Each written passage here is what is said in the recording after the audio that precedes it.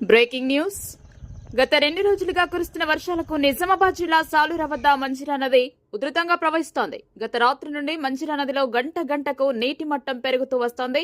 ఈ నేపథ్యంలో మంజిరా పరివాహక ప్రాంత ప్రజలు, మత్స్యకారులు, పశువుల కాపరులు నది వైపు వెళ్లవద్దని అధికారులు సూచిస్తున్నారు.